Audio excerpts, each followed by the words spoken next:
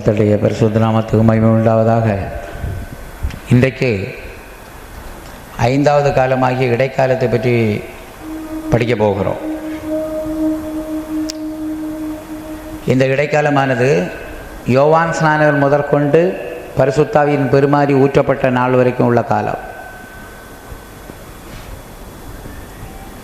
மோசே முதல் யோவான் வரைக்கும் நியாயப்பிரமாணம் வழங்கி வந்தது. இந்த யோவான் ஸ்நானகர் முதற்கொண்டு பரிசுத்தாவியின் பெருமாறி ஊற்றப்பட்ட காலம் வரைக்கும் உள்ள காலம்தான் இடைக்காலம். பரிசுத்தாவியின் பெருமாறி அங்கே ஊற்றப்படுகிறது. இந்த இடைக்காலத்தில் இயேசு ஜீவித்தார், இயேசு மரித்தார், அடக்கம் பண்ணப்பட்டு உயிரோடு எழுந்தார்.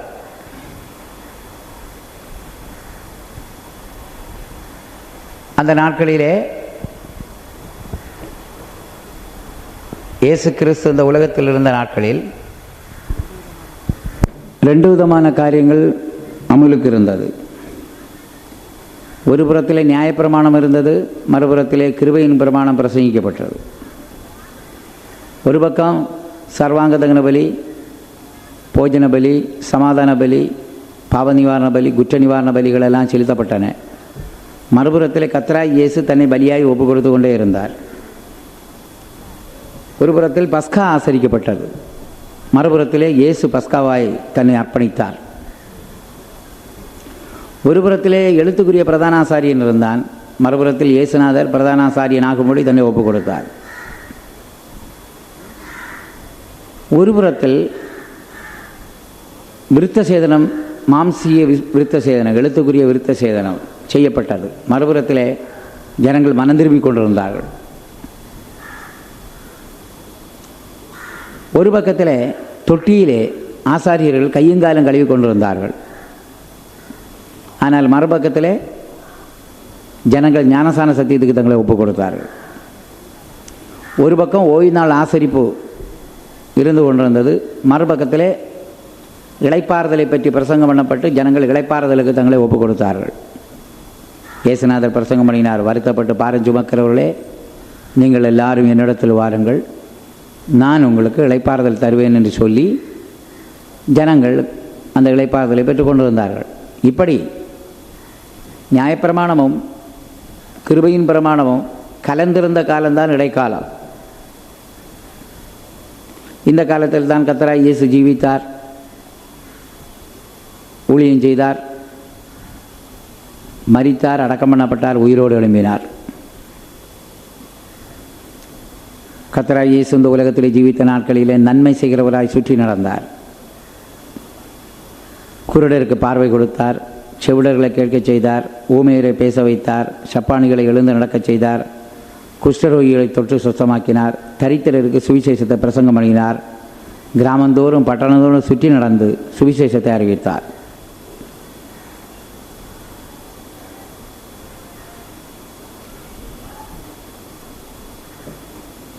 இயேசுநாதர் ஊழியம் செய்த நாட்களிலே முதலாவது இயேசுவின் ஊழியம் இஸ்ரவேலருக்காக இருந்ததாய் சொல்லுகிறார். மகளுக்கு சுகமில்லை என்று கானானிய ஸ்திரீ ஒருத்தி வந்து இயேசுவிடத்தில், ஆண்டவரே, என் மகள் வியாதிப்பட்டு கொடிய வேதனையோடு இருக்கிறாள், அவளுக்கு சுகம் தர வேண்டும் என்று கேட்ட நேரத்தில் இயேசுநாதர் சொன்னார், காணாமல் போன ஆடுகளாகிய இஸ்ரவேலிடத்திற்கு அனுப்பப்பட்டேன் ஒழிய மற்றபடி அல்ல என்றார். ஆகையினால் இயேசுவின் துவக்கம், ஊழியத்தின் துவக்கம் இஸ்ரவேலருக்காக இருந்தது. ஆனால் அந்த இஸ்ரவேலர்கள் இயேசுநாதரை விசுவாசிக்கவில்லை, அவரை தேவகுமாரன் என்று ஏற்றுக்கொள்ளவில்லை. ஆகையினால் ஊழியத்தின் முடிவிலே அவர் சொன்னார், தேவனுடைய ராஜ்யத்துக்கேற்ற கனிகளை நீங்கள் கொடுக்காதபடியினால் கனி கொடுக்கிற ஜாதிக்கு தேவனுடைய ராஜ்யம் கொடுக்கப்படும் என்று சொன்னார். இயேசு கிறிஸ்து சரீர பிரகாரமான பல நன்மைகளை ஜனங்களுக்கு செய்தாலும் எப்படியாவது ஜனங்களுக்கு தன்னுடைய முழு இரத்தத்தையும் சிந்தி அவருடைய ஆத்துமாவிலே விடுதலை வாங்கி கொடுக்க வேண்டும் என்று தன்னை ஒப்பு கொடுத்தார். ஆத்துமாவுக்காக பாவ நிவர்த்தி செய்வது இரத்தமே என்று சொல்லியிருக்கிறது.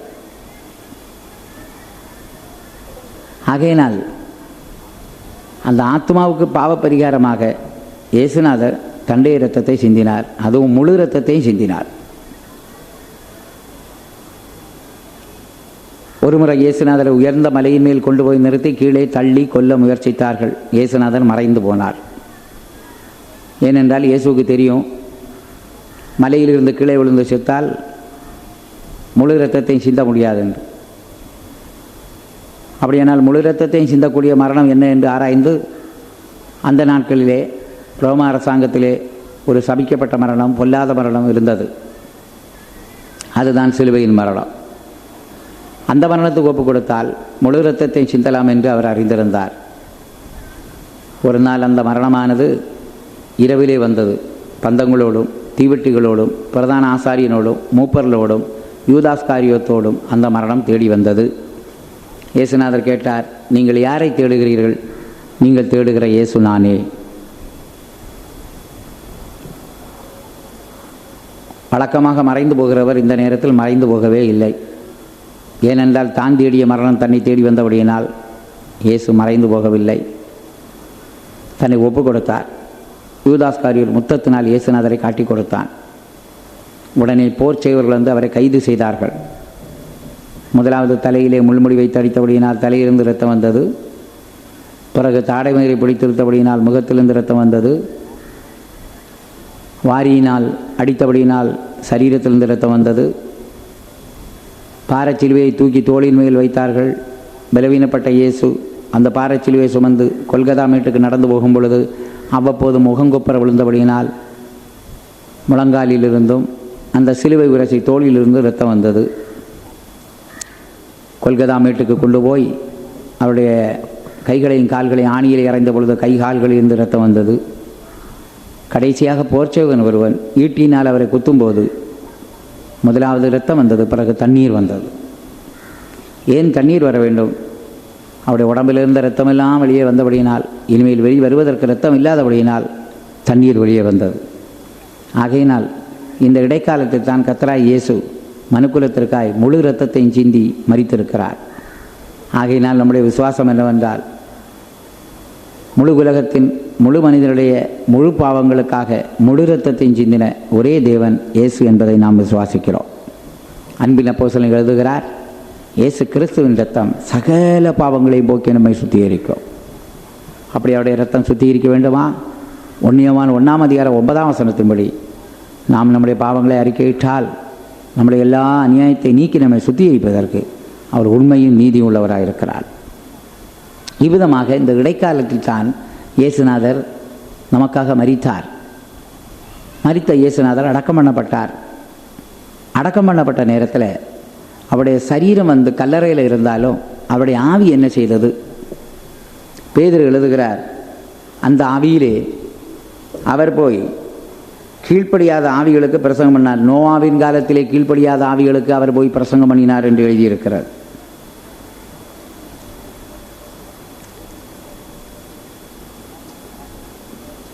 பூமியின் தாழ்வடங்களிலே போய் அந்த ஆவியிலே அவர் ஆவிகளுக்கு பிரசங்கம் பண்ணுகிறார். அந்த ஆவிகள் நோவாவின் காலத்திலே கீழ்ப்படியாமல் போன ஆவிகள் என்று நாம் வேதத்திலே வாசிக்கிறோம். 1 பேதுரு 3 18 வசனத்திலிருந்து 20 வரை. ஏனெனில் கிறிஸ்துவும் நம்மை தேவனிடத்தில் சேர்க்கும்படி அநீதியுள்ளவர்களுக்கு பதிலாக நீதியுள்ளவராய் பாவங்களின் நிமித்தம் ஒரு தரம் பாடுபட்டார். அவர் மாம்சத்திலே கொலையுண்டு ஆவியிலே உயிர்ப்பிக்கப்பட்டார். அந்த ஆவியிலே அவர் போய் காவலில் ஆவிகளுக்கு பிரசங்கித்தார். அந்த ஆவிகள் பூர்வத்திலே நோவா பேழை ஆயத்தம் பண்ணும் நாட்களிலே தேவன் நீடிய பொறுமையோடு காத்திருந்த போது கீழ்ப்படியாமற் போனவிகள். அந்த பேழையிலே சிலராகி 8 பேர் மாத்திரம் பிரவேசித்து ஜலத்தினாலே காக்கப்பட்டார்கள். இவர்களுக்கு ஆண்டவர் போய் பிரசங்கம் பண்ணினார். அந்த ஆவிகள் நோவாவின் காலத்திலே கீழ்ப்படியாமல் போன ஆவிகள் என்று சொல்லியிருக்கிறது. நோவாவின் காலத்தில் என்ன நடந்தது? அந்த ஒரு நோவா முழு உலகத்திலும் போய் பிரசங்கம் பண்ணுவதற்கு அவனுக்கு முடியாமல் போய்விட்டது. தன்னால் இயன்ற அளவுக்கு எவ்வளோ தூரம் போக முடியுமோ, எவ்வளோ பேரை சந்திக்க முடியுமோ அவ்வளோ பேரை சந்தித்து, ஒரு பெரிய மழை வரப்போகிறது, அழிவு வரப்போகிறது, நீங்கள் எல்லாரும் பேழைக்குள்ளே பிரவேசியுங்கள் என்றெல்லாம் பிரசங்கம் பண்ணினார். ஆனால் இவன் போக முடியாத இடத்திலே சத்தியத்தை கேட்காத அநேகர் செத்து போனார்கள். திடீரென்று மழை வந்து விட்டது, ஆகையினால் மரித்து போனார்கள். அப்படி சத்தியத்தை கேட்காத ஜனங்களுக்கு கர்த்தராகிய இயேசு போய் இப்பொழுது அவர்களுக்கு பிரசங்கம் பண்ணுகிறார். என்ன பிரசங்கம் பண்ணியிருப்பார்? இப்படி தேவனுடைய நியாய தீர்ப்பு வந்து சடுதியாய் மழை வந்து உலகமெல்லாம் அழிந்து போனது. நோவா என்ற நீதிமானுக்கு தேவனுடைய கண்களிலே கிருபை கிடைத்து அவன் ஒரு பேழையை உண்டு பண்ணி அவனும் அவனுடைய வீட்டார் அதில் பிரவேசித்தபடியினால் பாதுகாக்கப்பட்டார்கள். பேழைக்குள்ளே பிரவேசித்த மிருகங்கள், பறவைகள், ஊரும் பிராணிகள் எல்லாம் பாதுகாக்கப்பட்டன. அந்த பேழை நான் தான். அந்த பேழை ஆகையினால் எனக்குள்ளே பிரவேசிப்பவர்கள் பாதுகாக்கப்படுவார்கள், என்னை விசுவாசிப்பவர்கள் ரட்சிக்கப்படுவார்கள் என்றெல்லாம் சொல்லி இயேசுநாதர் சொல்லியிருக்கக்கூடும். இப்போ நோவாவின் காலத்தில் கீழ்ப்படிய முடியாமல் போன ஆவிகள், சத்தியத்தை கேட்க முடியாமல் சடுதியாய் மரித்து போன ஆட்கள், அவர்களுக்கு இயேசுநாதர் ஒரு தருணம் கொடுக்கிறார். ஆனால் சத்தியத்தை அறிந்த பின்பு நம் மனப்பூர்வமாய் பாவம் செய்வோமானால் நமக்காக செலுத்தப்படக்கூடிய இன்னொரு பலி கிடையாது என்று வேதம் சொல்லுகிறது. ஆகையினால் இயேசுநாதருடைய சரீரம் கல்லறையில் இருந்தாலும் அவருடைய ஆவி பூமியின் தாழ்விடங்களுக்கு போய் காவலில் உள்ள ஆவிகளுக்கு பிரசங்கம் பண்ணியிருக்கிறது. இனிமேல் இன்னொரு முக்கியமான காரியம் இந்த இடைக்காலத்தில் நடந்திருக்கிறது. எபேசியர் 4 அதிகாரம் 8 வசனம். 4 அதிகாரம் 8 வசனத்திலே, ஆதலால் அவர் உன்னதத்திற்கு ஏறி சிறைப்பட்டவர்களை சரியாக்கி மனுஷர்களுக்கு வரங்களை அளித்தார் என்று சொல்லியிருக்கிறார். சிறைப்பட்டவர்களை சிறையாக்கி அவர் உன்னதத்துக்கு ஏறினார். அந்த சிறைப்பட்டவர்களைத்தான் நாம் இந்த படத்திலே பார்க்கிறோம். கர்த்தராகிய இயேசு கிறிஸ்து சிறைப்பட்டவர்களை சிறையாக்கினார். அதாவது நாம் வேதத்திலே பார்க்கிறோமே, ஆபிரகாமின் மடி, ஆபிரகாமின் மடி அதுதான் பரதீஸ். அந்த பரதீசில் யார் இருந்தார்கள்? பழைய ஏற்பாட்டு பரிசுத்தவான்கள் எல்லாம் பரதீசில் இருந்தார்கள், ஆபிரகாமின் மடியில் இருந்தார்கள். அவர்கள் சிறைப்பட்டு இருந்தார்கள். ஏன் சிறைப்பட்டிருந்தார்கள் என்றால், அவர்களுக்காக சிந்தப்பட்ட இரத்தம் அவர்களை மீட்க முடியவில்லை, அவருடைய பாவங்களை மன்னிக்க முடியவில்லை, பரிசுத்தமாக்க முடியவில்லை. ஏனென்றால் பழைய ஏற்பாட்டின் காலத்திலே செலுத்தப்பட்ட பலி மனுஷனை பார்க்கலும் தாழ்ந்த இனத்தில் உள்ளது, தரங்குறைந்தது. அந்த பலிப்பொருள்கள் தங்களை மனப்பூர்வமாக ஒப்புக் கொடுக்கவில்லை. அவைகளின் இரத்தம் மனிதனை மீட்கவும் முடியவில்லை. ஆனால் எப்பொழுது கர்த்தராகிய இயேசு கல்வாரியில் மரித்தாரோ அப்பொழுது புதிய ஏற்பாட்டு பரிசுத்தவான்களுடைய, புதிய ஏற்பாட்டில் உள்ள மக்களுடைய பாவங்கள் மன்னிக்கப்பட்டது மட்டுமல்ல, பழைய ஏற்பாட்டின் காலத்திலே ஜனங்களுக்குள் இருந்த பாவமும் நிவர்த்தி செய்யப்பட்டது என்பதை எபிரேயர் 9 அதிகாரம் 15 வசனத்தில் நாம் இவ்விதமாய் வாசிக்கிறோம். எபிரேயர் 9:15. ஆகையால் முதலாம் உடன்படிக்கையின் காலத்தில் நடந்த அக்கிரமங்களை நிவர்த்தி செய்யும் பொருட்டு அவர் மரணமடைந்து அழைக்கப்பட்டவர்கள் வாக்குத்தத்தம் பண்ணப்பட்ட நித்திய சுதந்திரத்தை அடைந்து கொள்வதற்காக புது உடன்படிக்கையின் மத்தியஸ்தராயிருக்கிறார். இயேசுநாதர் மரணமடைந்தது முதலாம் உடன்படிக்கையின் காலத்தில் நடந்த அக்கிரமங்களை நிவர்த்தி செய்யும் பொருட்டு ஒரு காரணம். இன்னொரு காரணம் என்னவென்றால், வாக்குத்தத்தம் பண்ணப்பட்ட நித்திய சுதந்திரத்தை அழைக்கப்பட்டவர்கள் அடைந்து கொள்வதற்காக அவர் மத்தியஸ்தராயிருக்கிறார்.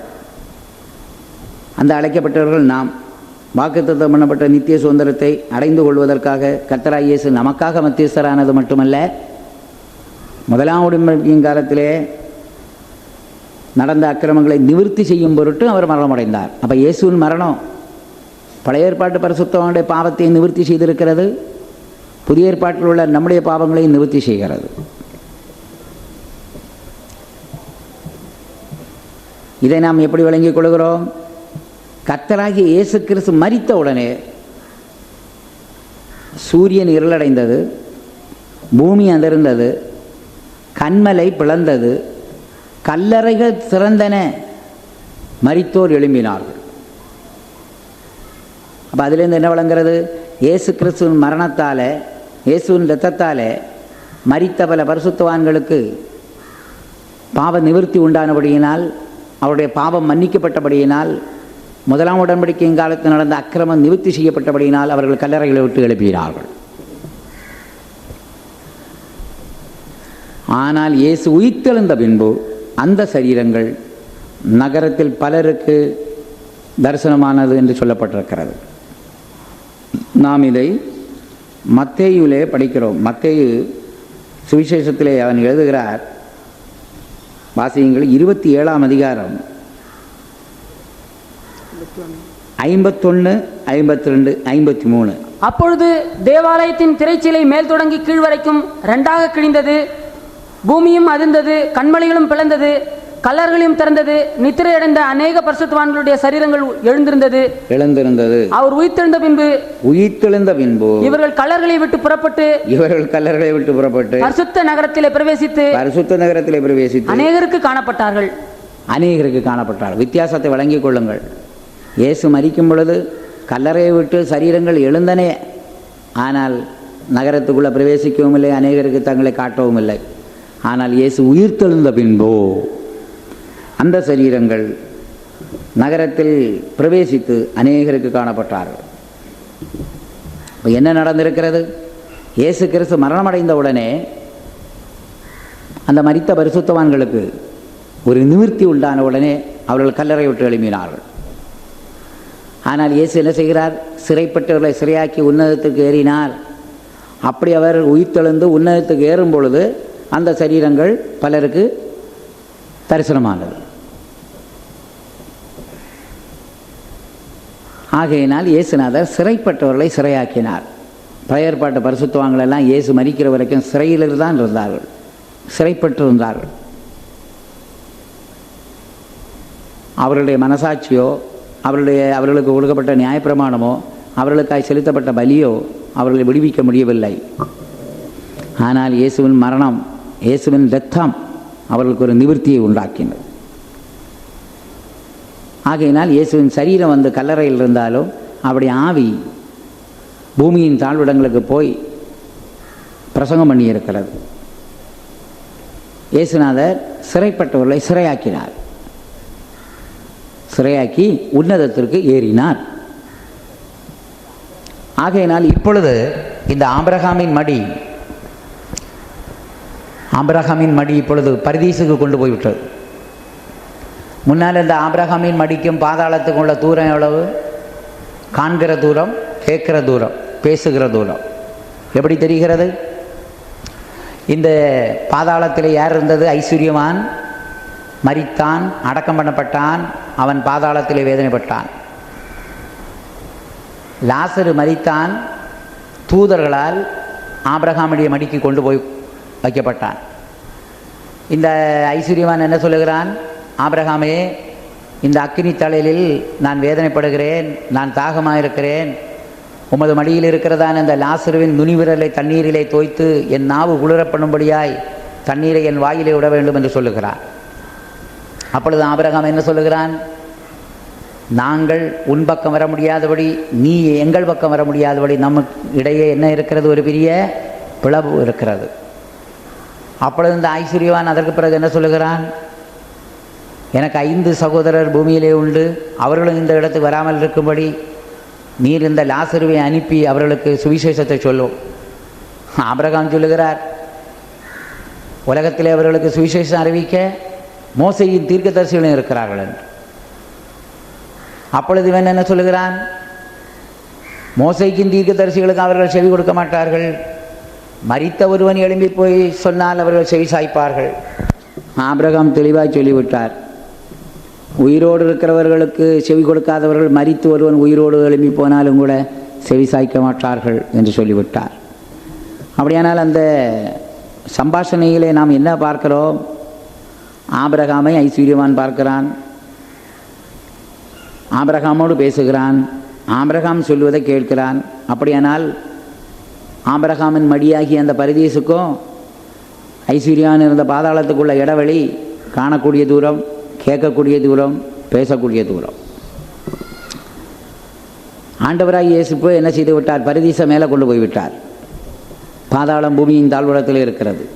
பரதீசு மேலே கொண்டு போகப்பட்டிருக்கிறது. இந்த பரதீசை பற்றி பவுல் என்ன சொல்லுகிறார்? அந்த பரதீசில் எத்தனை வானம் இருக்கிறது? 3 வானங்கள். அப்போஸ்தலனாகிய பவுல் சொல்லுகிறார், நான் 3ஆம் வானம் வரைக்கும் எடுத்துக்கொள்ளப்பட்டேன். 2 கொரிந்தியர் 12ஆம் அதிகாரம் 2-3 வசனங்கள். கிறிஸ்துவுக்குள்ளான ஒரு மனுஷனை அறிவேன். அவன் 14 வருஷத்துக்கு முன்னே 3ஆம் வானம் வரைக்கும் எடுக்கப்பட்டான்.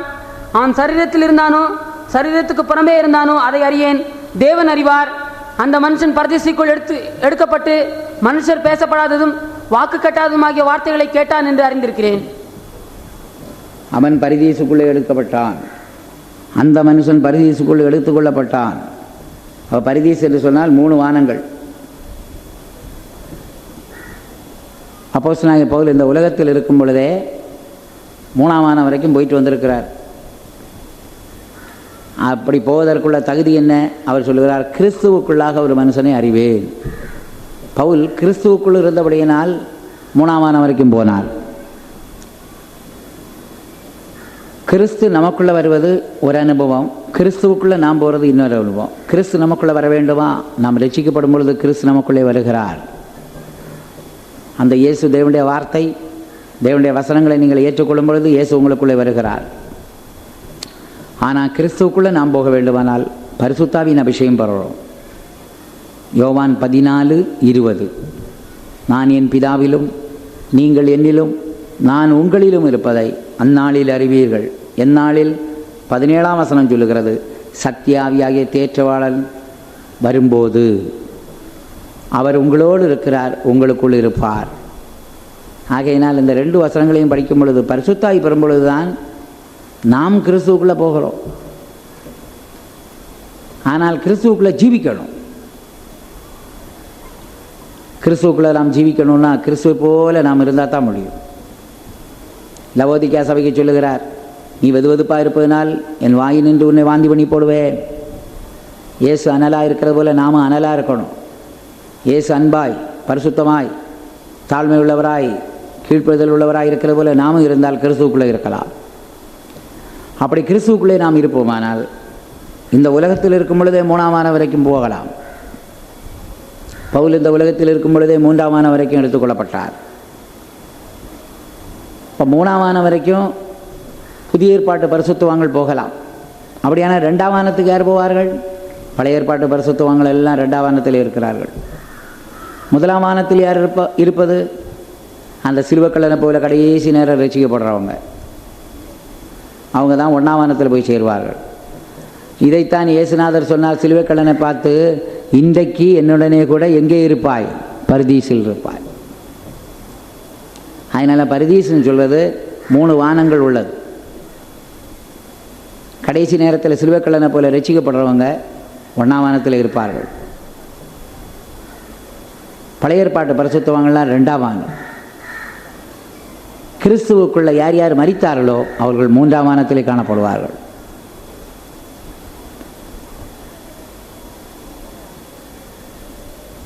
இந்த 3 வானங்களும் சேர்ந்தது தான் பரிதீஸ்.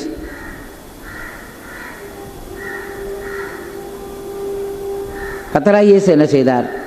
ஒரு காலத்தில் பாதாளத்துக்கு அருகாமையில் இருந்த பரிதீசை இப்பொழுது மேலே கொண்டு போயிருக்கிறார்.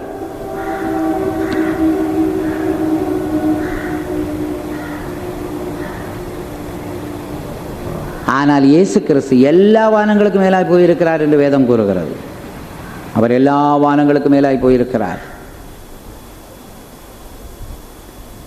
இதெல்லாம் அந்த இடைக்காலத்தில் நடந்த சம்பவம்.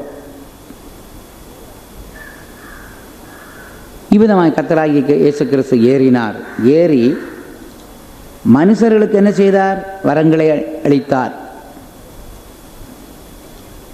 உன்னதத்துக்கு ஏறி மனுஷர்களுக்கு வரங்களை அளித்தார். அந்த வரம் என்ன வரம்? கிறிஸ்துவின் வரம். தேவனுடைய வரம் வேற, கிறிஸ்துவின் வரம் வேற, பரிசுத்தாவியின் வரம் வேற. தேவனுடைய வரம் என்ன? பாவத்தின் சம்பளம் மரணம். நம்முடைய கர்த்தராகிய இயேசு கிறிஸ்துவினால் உண்டான நித்திய ஜீவன் தான் தேவனுடைய கிருபை வரம். பாவத்தின் சம்பளம் மரணம். தேவனுடைய கிருபை வரமோ நம்முடைய கர்த்தராகிய இயேசு கிறிஸ்துவினால் உண்டான நித்திய ஜீவன். அப்போஸ்தலனாகிய பவுல் ரோமருக்கு எழுதுகிறார். ரோமர் 6ஆம் அதிகாரம் கடைசி வசனம்.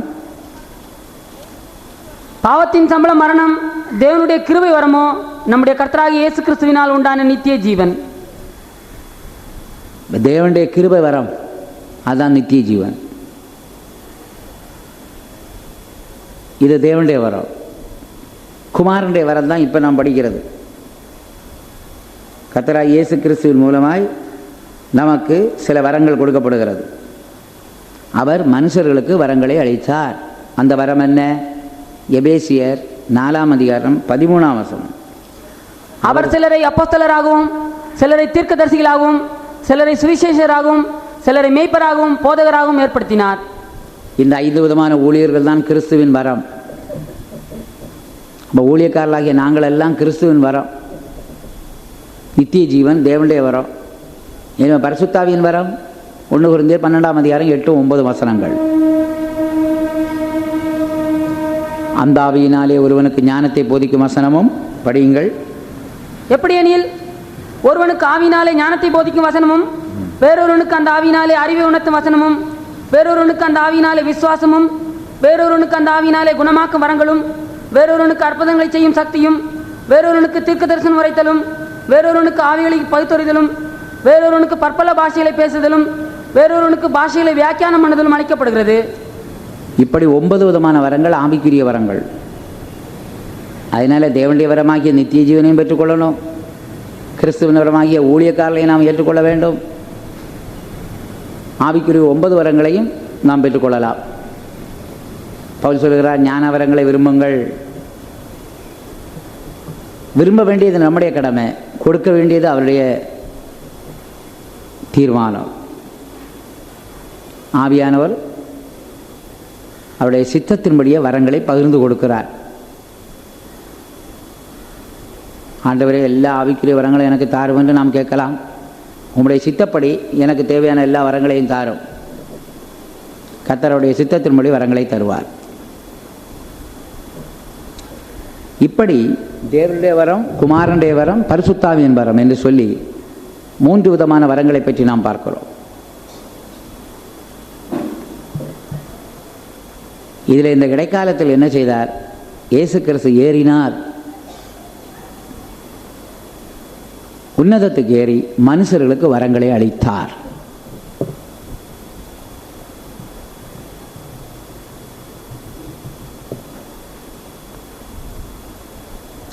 இப்படி என்றைக்கு பரிசுத்தாவியின் அபிஷேகம் ஊற்றப்பட்டதோ அது வரைக்கும் இடைக்காலமாக இருந்தது.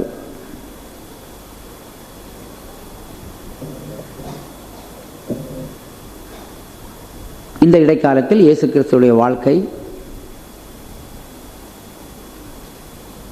அவருடைய மரணம், அவர் அடக்கம் பண்ணப்பட்டது, அவர் உயிரோடு எழுந்தது எல்லாம் அதிலே வருகிறது.